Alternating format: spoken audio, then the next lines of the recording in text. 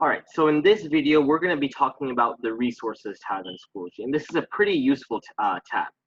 So say I wanted to submit an assignment, but I've been completing the assignment in Google Drive.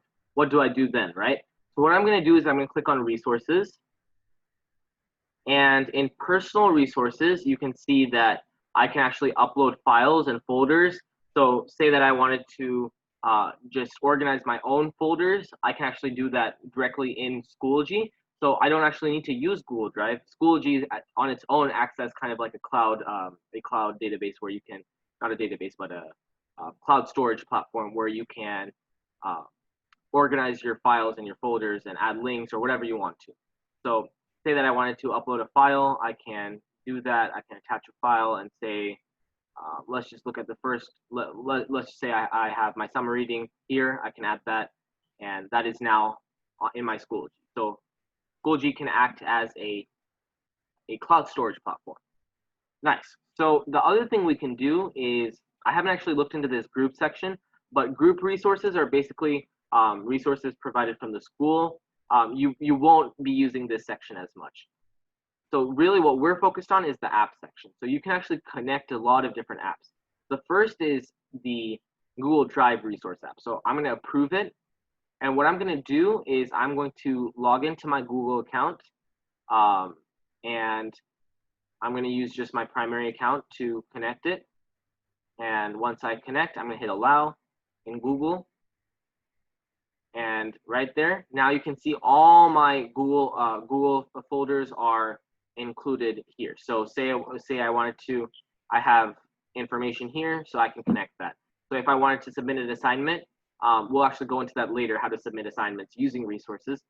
But now all that happened is, say I created an assignment in the Google Docs, and that Google Docs is in this folder, Schoology can now access that. There's also other apps that you can install into Schoology, and just make sure to hit agree. You can connect your YouTube, you can connect Dropbox, you can connect Evernote, OneDrive. I don't use Vimeo, so I'm not sure. It's like YouTube, but I don't use Vimeo. But I will connect my OneDrive, YouTube, and Dropbox since I use those pretty often. So let's install those real quick, and they've been installed. Awesome. Now, same thing with Dropbox. Approve it.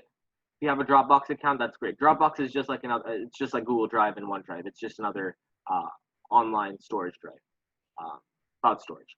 So see, like I have my AP World History content here. This is from dual credit stuff, science for content. Everything that I put in my Dropbox is here. Same thing I can do with OneDrive. I can log into my OneDrive with my school email address.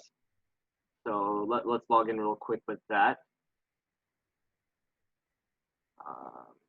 Make sure to hit accept. So I'm actually already logged into my account. So I just made sure to hit accept, and look at that. So all my information is here.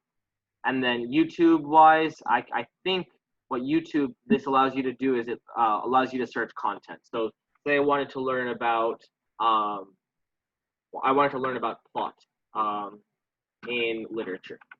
I can search that up, and let's see what pops up. So all these videos pop up, and you can directly access YouTube in Schoology. So that's just useful. That way you're not dealing with a bunch of different tabs. So that's your resources tab. And to recap, the main reason you want to connect these Google Drive, Dropbox, and OneDrive is so that when you're turning in assignments, if you have something stored in Google Drive, you don't need to download and then re-upload it. And we'll show you later how to submit assignments as Google Drive files.